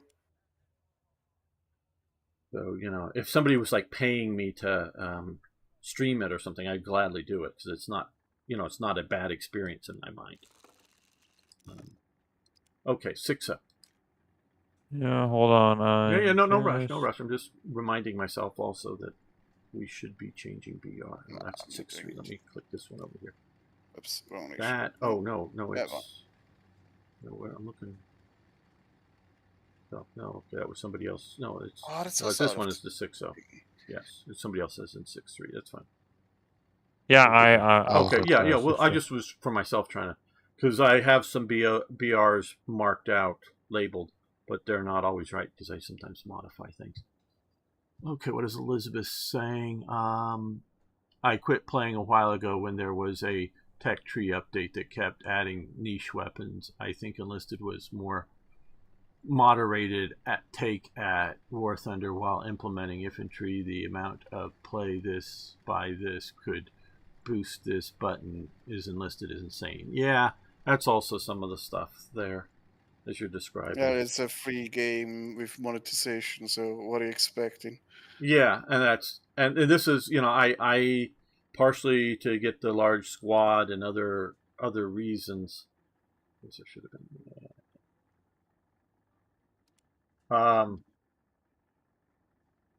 You know, pay the, you know, and I do it when I get the discount on it. Pay for the general premium membership or whatever for War Thunder because I play it enough. Because I do feel it's a free-to-play game. So paying something keeps the game. Unholy amount of grind. Yeah, and it reduces. Which I think it's basically killing off the game, but.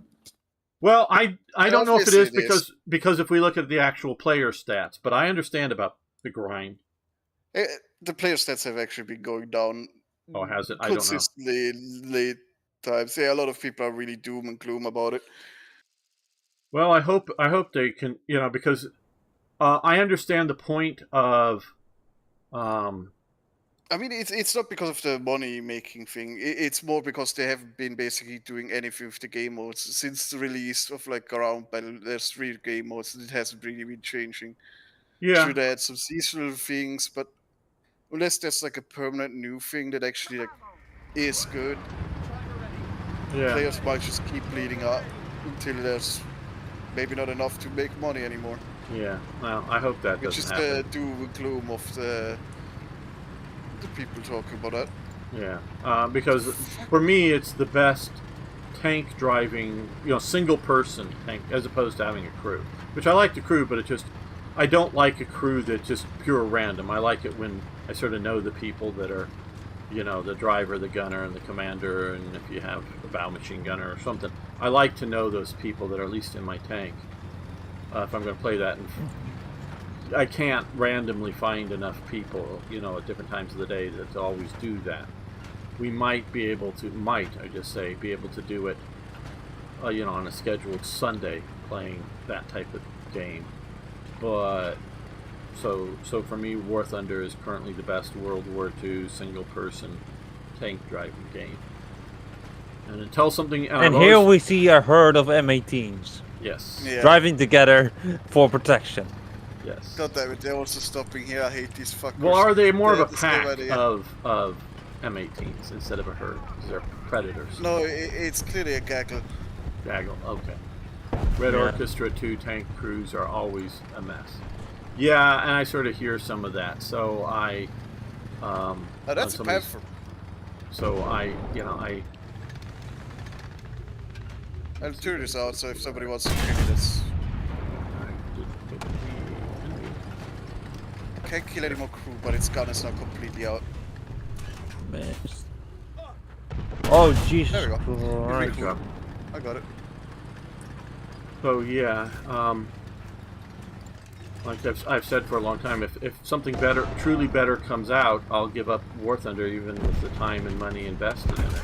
But until that happens, I have no intention of giving up War Thunder because I'm addicted. They've succeeded in addiction with me. They've gotten a whale. Yeah. So. Yeah. And no, I'm nowhere near a whale. Be a whale. Yeah, nowhere near one. But like I said, I will pay for their premium account. If you see the fucking garbage, it's whoa, okay, whoa. There's a lot of enemies there. The absolute garbage that some people are willing to buy, like for loads of money. Yeah, it's and obviously I don't do that. You know, loads of money in Not that yet. group.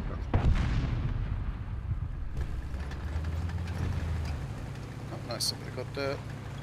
Well, That guy's yeah, also true, not dead. yet. I don't see it changing right now, but I guess in theory something could change enough. Well, guy Chinos doesn't left that much to buy for you anymore. Unless you just start researching tanks with money.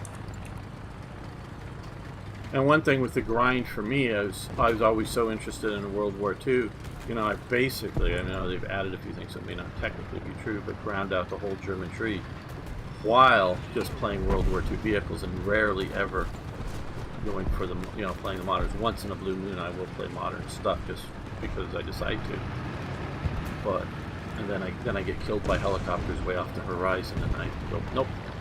However much driving a Leopard 2 tank is really cool, and I don't say it's not, It's just getting killed by that helicopter or whatever. How was that a fucking ricochet?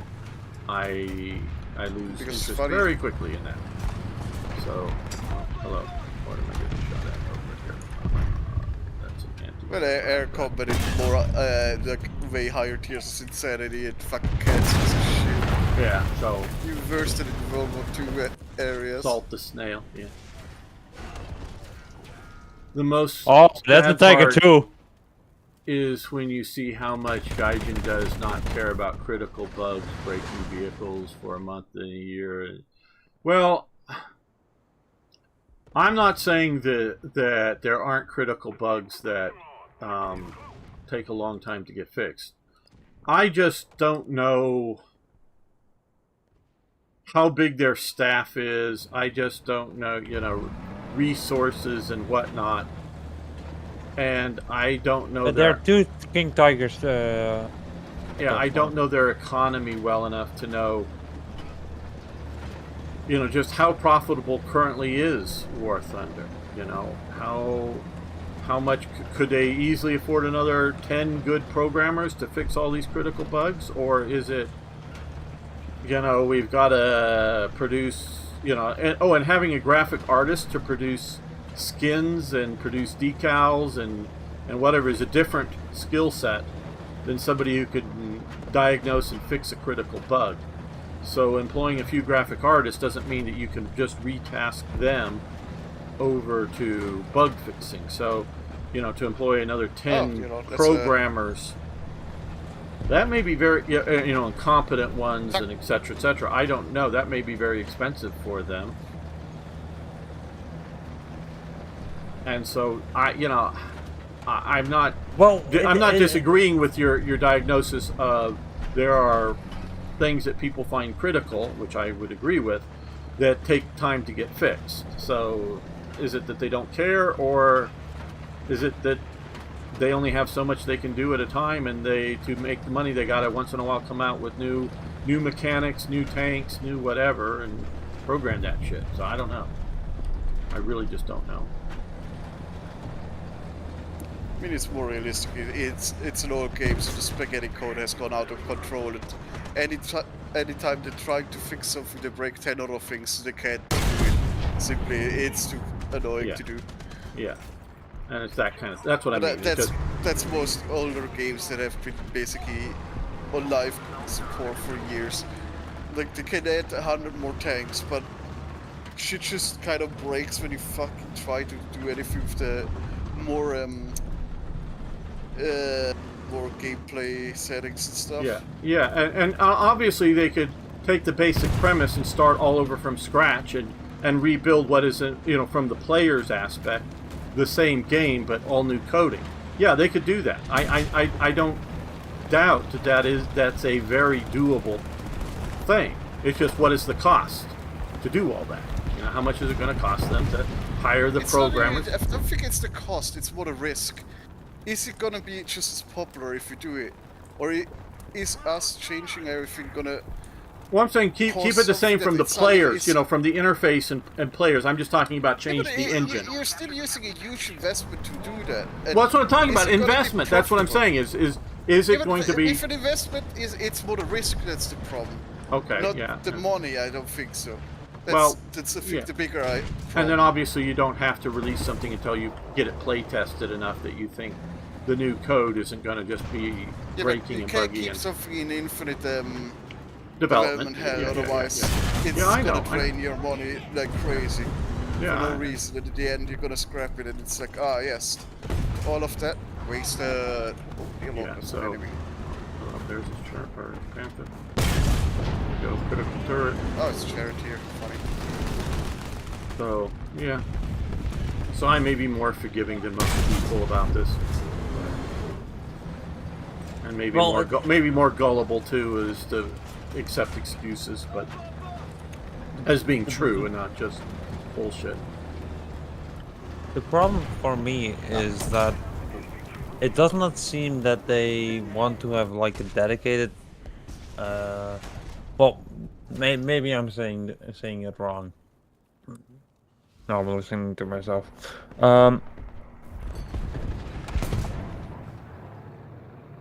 Yeah, I seems that I understand, Shadow, what you're saying, but then again, since I mostly play World War II, problems with ATGM mechanics are things that don't affect me much, because I rarely go up to that. So I do hear about some of these bugs, but I sort of shrug my shoulders and go, oh well, I hope they fix it for the players who play that. I don't, and I just keep playing my World War II stuff. So,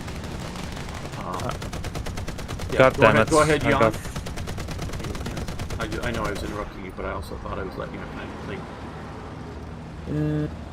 think. Yeah, I'm not really sure how. Yeah, okay. Air. See now, you see, like air deployed sea mines. Yes, I understand that, but you're also talking about a sea mine that is meant to sort of drop through water levels, mechanic, that you're then employing them wrong.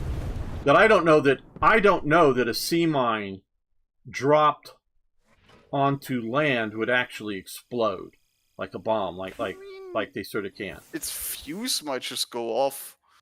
Well, it might. But at the same time, it is most like a fuse, so it actually survives the first impact. So it might just be sitting on the floor and just sometimes randomly explodes and sometimes just not. But I don't know if it just breaks. Somehow it breaks without the fuse being set properly, and just breaks apart and not explodes, and just sort of clunk, and it's just sitting there. That's what I mean. It's like sometimes it might just fucking clonk down and just sit there, and sometimes it might just clonk down and explode. So I'm gonna go, guys. Okay, well I'll probably I've had fun. Yeah, I'll probably quit too, but since it's just going down to two of us. Yeah, so you're taking something that they've tried to develop a mechanic for naval warfare, which is cool to attempt to develop it, and then you're putting it into ground warfare and then it not working right. And how important, I'm not saying it isn't a thing to try to fix, obviously saying it isn't, but how important is that to the overall players that sea mines used as bombs works right or not? It's that. No, it's an ATM vehicle, but the vehicle couldn't fire its command. I understand, Shadow. I understand what you're saying, and I remember hearing something about it. But since it's a useless box, and I agree. But since I don't play vehicles with routinely, I mean, I've tried it a few times. Vehicles with that mechanic, it just I just sort of shrug my shoulders and go, "Oh, I hope they fix it." But since I'm playing, World War II vehicles, I don't use those. So, and I look at Germany here. Like I say, I've got virtually the entire tree, and I haven't paid for that for the million silver lions there, just from grinding World War II vehicles. And if there's anything new in here that I haven't ground up, it's because it's new. And I, bought the premium World War II vehicles or got them through, events or whatever. Or not every extreme. I wish I could have that, but those are like huge money, stuff on the market. But I didn't get this copy and paste thing, at least not yet. But yeah, so yeah, World War II stuff, and it's, the American. I don't play America nearly as much, but yeah, I can jump in, some of the Abrams, not 12-7 stuff, but I can jump in, 11-7 stuff. 12-7 stuff is relatively new. Yeah. Oh, but I'm just because I played enough American World War II to get this level of the tree here. But I've driven the Abrams, or one of the Abrams models, around a little bit, but that's it. And in a few matches, so it's just sort of like, whatever. And not that I don't care. It's just it's not a big effect to me. Let's see. I think it's safe to assume companies want to make money, so I don't know if I'd say they don't care about things. Well, I would agree that they want to make money. It's just like Lum is saying, is whether they take the risk and, start from scratch and rebuild the engine, or you just make the investment and invest for the next couple of months just fixing all the bugs. Right. In the end, is it going to be worth it? Is it going to actually increase the profit, or is it just going to, same profit, maybe even worse because, time passed and people stopped playing? Right. and we're instead of putting like in making more tanks, which gotta be bought, which gonna make money, which gonna increase profits. I thought about doing today because they're doing the tank football there, but they're also doing events advance here, which is conquered territory, an asymmetric battle. Thought about doing that today, but just wanted to play American vehicles just generally. So this is a new player mode that they're testing out, and they're going to be testing out other player modes to see how they, how they're received. They finally got the message from a lot of the big community players, like streamers and stuff, that the game is dying because it's the same free game modes for I don't know how many years now. Yeah. And so they need to add something that can be permanent and actually is interesting to the game. Otherwise, it's gonna slowly die. It's inevitable. So so I'm going to try this out, the advanced realistic mode here sometime soon, but I decided not to do it on stream. So yeah, and so what's going to make them the money? Fixing the, spending the time to fix the bug, or develop a new tank, or whatever mode, navals. I would say navals basically failed, but that's just my appreciation of it. Maybe it's profitable. I don't know, but tanks and air are much more popular. What's they saying? That's the problem with Gaijin. They milk new players and lose old. Yeah. And I would say, again, looking, they have the copy and paste premium Puma. That, yes, I know, that Puma is fucking hilarious. If you looked at the chip box, dear Lord. Yeah, so let's preview here. Let's go. New fucking tank just dropped. We put some pallets to the side. Let's go. Yeah, and some of that I think is bullshit. Where they could add things like the whole, Martyr 2 versions. You can put in the third final version of the Martyr 3 that should be a lot faster because it's a lighter vehicle, but still with the Pack 40 on it, and a bunch of other, common or relatively available German World War II stuff that are materially different, not just copy and paste material, and like as I say, like a faster tracked Pack 40, light armored Pack 40 vehicle you could throw into the game, and so it would be materially different in a minor way, I'll agree, but materially different from what's already there that they could be putting into the game that people would get a little bit of excited about, I would think. But yeah. Okay, well, thanks, Elizabeth. Thanks, Shadow. Thanks, Lum, and everybody else for hanging out with me today. I'll be back next weekend for Hearts of Iron on Saturday, I believe, and Sunday, War Thunder. So if everything goes well, I will be seeing you. So thanks, everybody. It's going to be 1 hour late again because. Well, I was scheduled, so it wasn't late. It's just we started later. We'll see when we start. I was just up late. I mean, this one was scheduled, but normally it's not scheduled. It's still starting at this time, Sometimes it is, Lum. Sometimes it is, but most of the times it's like a 90% chance of it.